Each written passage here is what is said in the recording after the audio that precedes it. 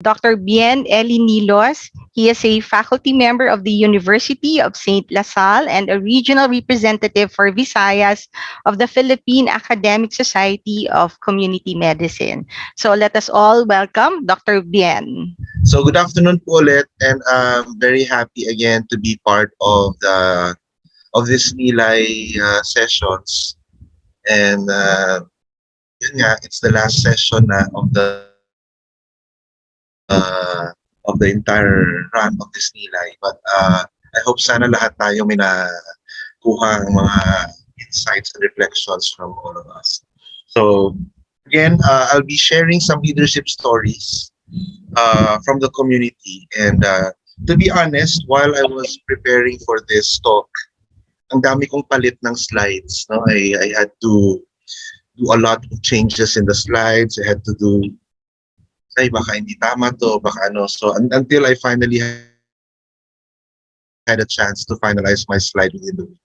And the stories that I highlighted here, especially from the community, are some people I personally met in their areas and personally work with in their areas. So I hope I'll be able to share some of their stories, give justice to their stories, and maybe some of you know them as well. So I'm just waiting up for my PowerPoint here to come up.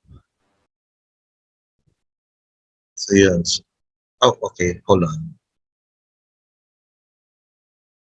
Share your PowerPoint.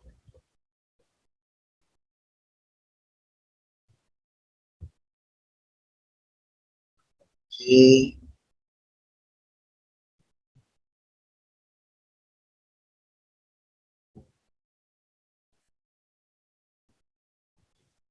Give me a few minutes. Yan po. So actually, tatlong kwento lang to ng leadership, no? Kung pwede siyang matawag na leadership stories. And I tried to select the stories that somehow we can all relate with, especially when we work in the community. So, yan po. So these are the leadership stories that I will be sharing this afternoon. Tatlong kwento lang ng leadership sa community po. Una-una yung kwento ni Doktora, isang MHO that when I met her many years ago, she was actually new to her position. And when I met her, she was already around 4 months to 6 months as as a new MHO sa kanyang bayan. And during our conversation, I felt that she was kind of frustrated because sabi nga niya, she seemed not able to get the support from her municipal mayor at the time and even from her staff. And I think it's a very legitimate feeling, especially if you're new to the organization, no? Ikaw kasi yung bago. Pero yung maalala ko sa mga sinasabi niya sa akin during our conversations, sabi niya, lahat na ginagawa ko, Dok, nakipag-dialogue na siya kasi yun naman yung sabi ko sa kanya, why don't you go into dialogue? Nakipag-dialogue na raw siya, pinapaalam niya naman lahat ng mga activities sa health center, sinasabi involve naman daw niya, sinasabi naman daw niya sa mayor niya, pero parang pero yung feeling niya talaga, hindi niya mahugot yung suporta ng mayor niya. So that was really very challenging for a new municipal health officer, knowing that they have already existing challenges in her area, and she was trying to really help address those challenges. Pero ang laking hindrance yung unable to get the biggest support that you can get, which is basically your local chief executive. So sabi ko sa kanya, siguro Doc, kasi bago ka pa, baka hindi ka pa kilala ni Mayor. Maybe it's really time to really let your mayor, let your staff get to know you more. Because baka kasi ang basa ko sa kanya, baka kasi konti pa yung tiwala nila sa iyo, Doc. Kasi bago ka eh. Which is quite fair naman. Kasi bago ka, baka hindi ka pa nila kilala. So you really have to give it more time and invest in those conversations that would allow them to get to know you more. Yun yung sabi ko sa kanya. So, the second time we met, medyo may confidence na siya ng konti. No? Kasi yung kinuwento niya sa akin, so yun daw through constant conversations, they got to know each other, no? And sabi niya nga, unti-unti na build yung trust, yun yung sabi niya. Hindi lamang yung trust niya sa akin bilang MHO niya, but siya na rin yung trust niya sa kanyang mayor. So, because of that, yung mga pinopropose daw niyang activities, hindi na raw siya nahihirapang kumbinsihin si mayor na suportahan, bigyan ng pondo or something like that. So, yun talaga yung kanyang na-experience with her mayor. No? Palagi niya raw kinakausap yung mayor niya, palagi niya raw kinakausap yung staff niya, first and foremost, yun yung staff niya. Kasi siya yung pinakabago doon sa staff niya. At lahat ng mga nurses niya, especially yung mga senior na mga nurses, ay talagang institusyon na sa organization na yon. So, talagang nangangapa si Doktora at that time. So, feeling talaga niya, she wasn't really very confident. In fact, that was the first impression I noticed when the first time I saw her. No? She wasn't really very confident about herself. But then, of course, we had to do a lot of introspection. Sabi ko, Doc, ano bang pwede nating maampag? What are your strengths na pwede nating maibigay sa munisipyo ninyo bilang MHO? So, let's do an inventory at yun yung gagawin natin. Because I was coaching her. She was one of my coaches at that time, mentees. So, ayun, the second time we met, 6 months later, 6 months after the first time we met, yun yung sabi niya sa akin. And what worked daw was her constant conversation with the mayor. And palagi siyang nandun. And it's not just a conversation na conversation na conversation na. No? It's really a conversation of ask, to the point that she even had to ask the mayor, Mayor, ano yung mga personal priorities mo? Because she wanted to align daw the health agenda to the priorities of the mayor. So knowing the purpose of the mayor now, alam niya na kung saan siya mag-a-align at magka-calibrate na. So yun yung ginawa ni Dr. And then she was also verbal about her own feeling to the mayor. Sabi niya, Mayor, nahihirapan ako dito, nahihirapan daw siya sa kanyang staff, kung paano nila hugutin yung suporta ng staff. She was expressing those to the mayor. And I think those conversations help build the trust between her and her mayor. So, and then the last time I saw her as my mentee, she was really more confident now. In fact, I visited her area and then meron sila mga activities doon. And then pag may activities sila, ini-invite ako to witness those activities. And pupunta naman ako just to give her support and pa-boost yung confidence niya. So, nakakatuwa kasi nai-establish na yung relationship niya with the mayors. Day by day, little by little, yun yung mga ginagawa ni Doktora. Sabi nga niya sa akin, ang hirap pala, Dok, mag-build ng trust. Sabi niya. Kasi kailangan mo talagang mag-invest ng time. Sabi ko, ganyan talaga, Dok, kasi hindi pa siya married. Sabi ko, ganyan talaga sa usaping marriage life lang nga, Dok, di ba? Sa jowaan lang nga, Dok, di ba? Mahirap na. How much more sa trabaho ng isang MHO? Kasi tayo, nasa ilalim tayo ng mayor. So, we really have to establish a very strong relationship with our respective mayors kasi sila talaga yung susi. So, and of course, with our staff, sabi ko. And I think nakakatuwa naman kasi the last time we talked, mas confident na daw siya sa sarili niya, mas nagkakaunawa na daw sila ng mayor niya. At dahil may tiwala na siya kay Doktora, mabilis na raw niya makukuha yung support sa kanya at ng kanyang staff. So I was very happy na nag-transform si Doktora to a more confident MHO because meron na siyang malaking suporta sa kanyang mayor. And I think what I learned from that experience ni Doc was that ganun talaga sa work sa community, no?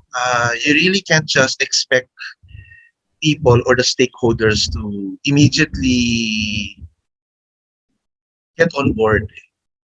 It's going to be tough, especially the first engagement, the first contact, because wala pang trust sa isa't isa. So, for us pala to get people on board, especially the community and our important stakeholders, is yung unang agenda pala sa community work is really trust building. You really cannot do so much in the community if the community doesn't trust you at all. So bilang leader pala, yun yung puhunan natin. Yung tiwala sa isa't isa. Tiwala natin sa community, tiwala natin sa mga stakeholders, at yung tiwala nila sa atin. So at mahirap yun. It's easier said than done. Just like the story of Doktora here. But yun yung sabi niya, wala talagang paraan, Dok. Pero nakita ko talaga yung pagkakaiba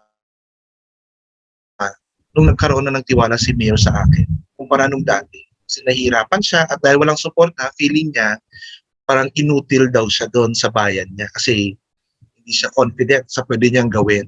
So hindi siya makakagalaw, hindi siya masyadong makakagawa ng mga programa kasi baka daw hindi naman susuportahan, hindi naman daw bibigyan ng atensyon. So it affected even her confidence to herself.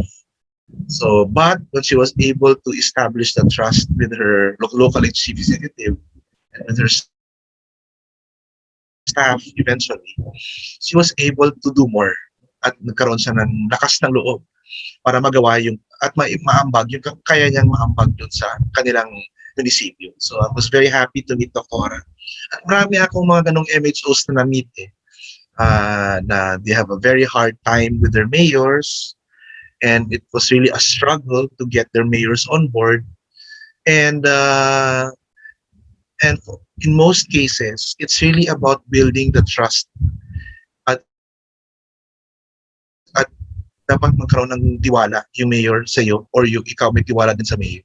Kasi kung walang ganun mahihirapan talaga. And I think that story, when I remembered this story, I said, ay siguro pwede ikwento to kasi karamihan sa atin ganun yung nai-experience minsan sa community, no? We get frustrated, we get disappointed. How do we really involve the people in the community? People lang yan, ha? And it really brings to mind how trust building is really a leadership skill. It's really a prerequisite for any leadership work. And speaking of mayor, yun yung susunod kong kwento. Getting things done. Diba? Mayor to I met this mayor when I was handling a workshop. I was teaching the mayors how to do systems thinking. May skill akong tinuturo sa kanilang systems thinking analysis. After I did that workshop, this mayor approached me and he said, Dok, pwede ko pang gawin to pagbalik sa bayan ko. Sabi ni Mayor. Sabi ko, Mayor, opo naman kasi ang dali-dali lang, di ba? Meron namang instructions doon at nagawa nyo naman, di ba? Kayang-kaya mo na yung i-facilitate, Mayor, sabi ko. At tinanong ko siya, bakit nyo gagawin to, Mayor? Anong dahilan? Kasi gusto niya raw malaman yung problema ng bayan niya. At sabi niya, gusto niya raw i-involve ang maraming tao sa pag-identify ng problema ng bayan tungkol sa kalusugan. So he said, and he found the workshop quite easy to do and quite helpful daw, sabi niya. So sabi ko, sige Mayor, try niyo po. At meron namang instructions dyan, may workshop, may mga modules dyan, you can follow the instruction at nagawa na natin yan. Or you can always call me if you need help in how to handle the workshops. And the mayor did what he promised. When he got back to the area, he facilitated the workshop. That's him on the white shirt, facilitating the workshop that we did. That they also went through, that I taught them. And now this mayor was trying to run and facilitate the same workshop with the objective of trying to identify the problem with his community. Pero at the back of his mind, sabi niya sa akin, nung kinuwento niya na to, after he did the workshop, when I met him, nung kinuwento niya, gagamitin ko kasi yun para gusto kong ipalabas sa kanila na ito yung problema nila. Yun yung agenda niya. Kasi in my mind, meron siyang programa na gusto niyang i-introduce sa community niya. And I was thinking na through that workshop, ipapalabas na yung problema yon. So all the while, he thought na yun yung problema nila. At ang nangyari sa workshop, iba yung lumabas.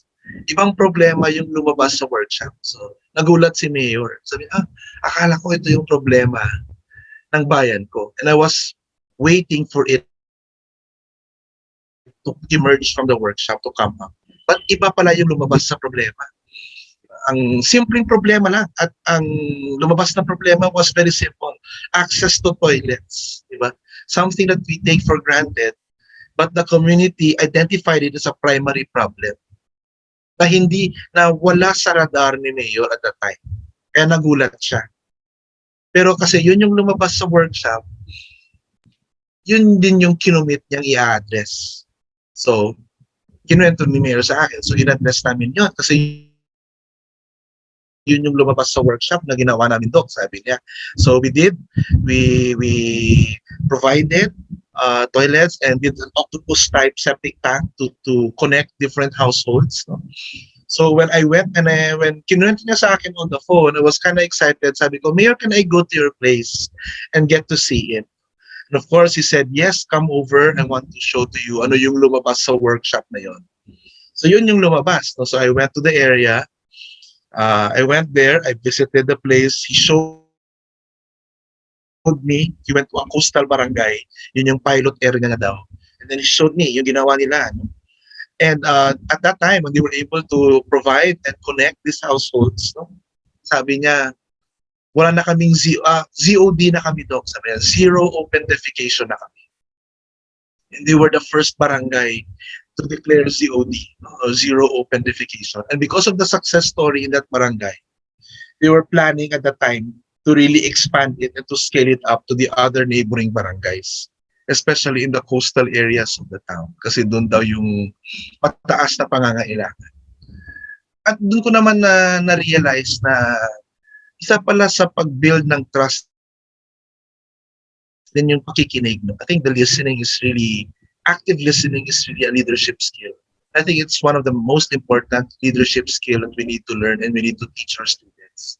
Kasi minsan yun yung nangyayari. Bago pa lang tayo pumasok sa community minsan, we already have an idea of what to do in the community. Alam na natin yung community.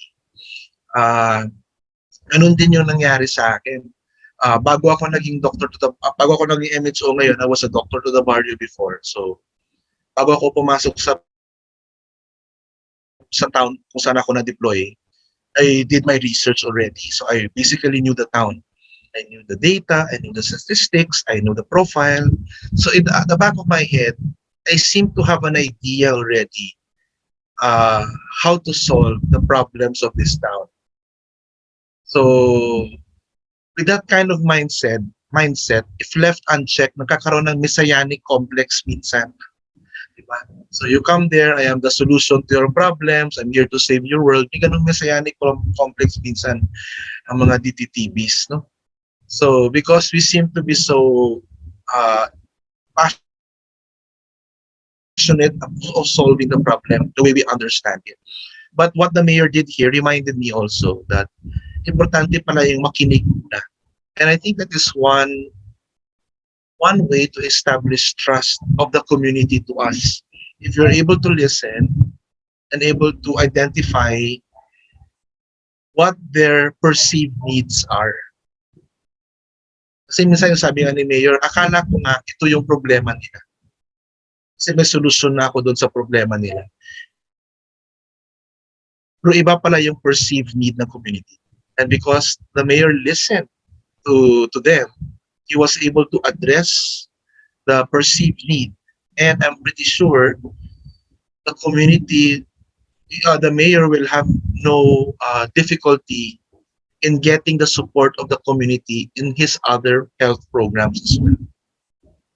So because of that, maraming nangyari dun sa bayan na yun. And I'm very happy na the mayor continued to do that during the time of his being mayor in the town. So I think that this story reminded me of how listening is very important as well to establish trust. And connecting that, I think yun nga, when I visited there, when I visited the mayor and the nurse was there, no? So sabi nga niya, iba pala Doc ang kanilang nakikitang problema. Kailangan pala na makinig ako sa kanila. Sabi niya. At dahil doon, na-solve namin ang problema sa area nila at madali na rin makuha ang kanilang tingon. So I guess that was a very powerful moment kasi nanggaling sa kanya yun eh. Yun yung sarili niyang insight. So it really, it was a very powerful moment when that mayor told me his insight.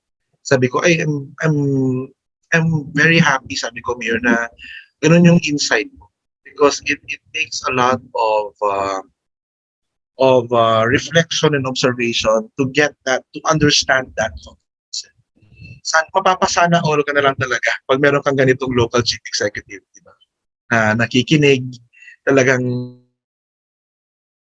nag-go out of his way to really try to understand. And not just understand, try to address the perceived problem of the community. So nakaka-inspire yung mga ganitong kwento, no, na galing sa community. And again, isang tuhog lang yan. It's all about building trust sa community. But what happens if the trust is broken? Minsan may ganun, if the trust is broken. Getting lost, sabi ko na. And I think the last kwento, yung kwento ko na lang kasi wala na akong maisip na ibang kwento. Anong sabi ko nga, nung DTTV ako, inasan ako sa area na alam na alam ko yung statistics niya, profile niya, lahat-lahat. Kasi pinag-aralan ko siya. Yung town na yon na pinuntahan ko bilang DTTV, isang baseline, yung baseline niya, baseline important facts niya, 35% lang ng mga buntis ang nanganganak sa facility. Karamihan home deliveries talaga. And 24% lang yon ang skilled birth attendants. So may nanganganak man sa bahay, hindi naman midwife, hindi naman nurse o doctor yung nagpapanganak sa kanila. Maraming mga traditional birth attendants pa rin. And because of these indicators, sila yung may pinakamataas na maternal mortality rate sa buong probinsya. Sila rin yung may pinakamataas na infant mortality rate sa probinsya. So, when I went there, before I went there, I already have something in mind. Alam na natin yung solution dito. Very technical ang solution eh, di ba? Baka kasi walang facility, kaya mababa lang yung facility-based delivery. Baka hindi trained yung mga skilled birth attendants. Diba? Or walang access sa ibang facility sa area. And true enough, when I arrived at the area, it was mountainous, it was a dead-end municipality, very poor, very far. No? It's nestled in the deepest jungle of South Negros Island. And nung dumating ako doon, yung kanilang health center,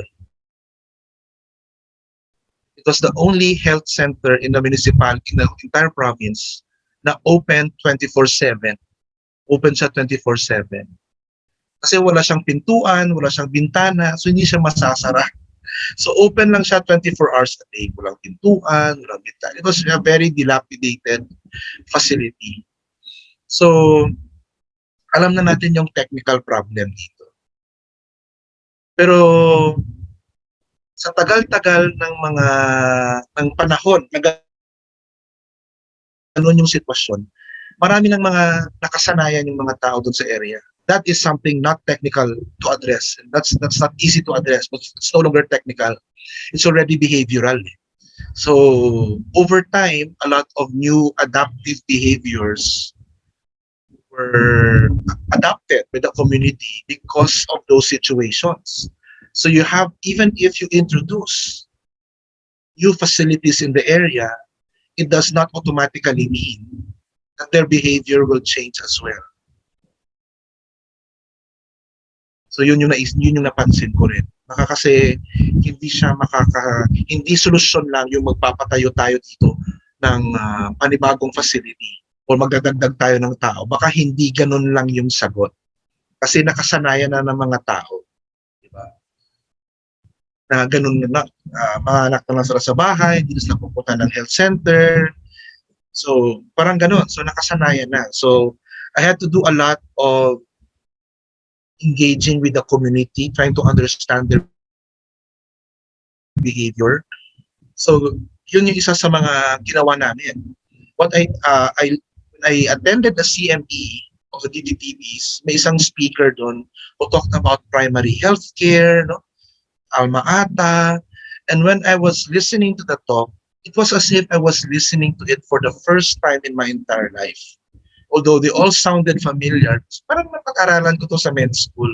But when that talk was given, it sounded so fresh. And I told myself, this was the missing piece. Sabi ko. Kailangan i-engage yung tao. Hindi lang puro tayo supplies. There has to be a change also in the mindset of people. But we have to involve them. We have to engage them. Eh pagbalik ko, yun yung ginawa namin. So I tried to do a lot of community organizing. And in fact, gumawa ako ng isang uh, parang people, ano na rin, no? Parang it's almost like a consultative assembly, no, for health. Tawag namin CHART, no? Community Health Allies and Reform Team. Yung mga kasama namin dyan, mga teachers, no, mga purok presidents, yung mga identified leaders ng community, may mga civic organizations sila doon. But karamihan na umattend doon sa unang meeting ay mga teachers at mga guro, especially yung mga sa mga malalayong purok or sitio, mga schools. No? So yun, at because of that, it became a platform for people to also give feedback sa services ng health at ano yung mga specific services na kailangan nila in their respective areas. So naging ano siya namin, naging partner namin sila sa pag-design at pag-implement ng mga services. And of course, hindi lang pwede na may community mobilization lang. We have to complement it with services. Kaya nga we had to put the infrastructure in place or develop the birthing clinic. In fact, even before the BEMO concept even before the BEMO concept ng DOH came about, we were the first to have a birthing clinic attached to our main health center na makapagbigay ng services. No? And of course, may mga night emergency clinic. So because of this, we were able to improve our performance. From a very low FTD, naging 95%. At nung 2 years ago, kahit wala na ako sa area, 99% na lang. 99% na yung FTD nila. SPA continued to be 100%. And they were able to achieve zero maternal mortality and infant mortality only in a span of after 12 months. Saan ba yun? Mukhang hindi. Kasi even if wala na ako dun sa area, they were able to sustain it. So in a sense, we were able to change it. But despite the contributions, ang nangyari doon sa akin ay masaklap. No? Hindi pa natapos yung kontrata ko. Iba na yung gusto nilang ipalit doon. Kasi election na. May papalit silang bagong MHO, yung LGU. So, medyo na-frustrate ako. Sabi ko ganun pala yun despite all the contributions I did. So, umalis ako. So, from that area, umabroad ako.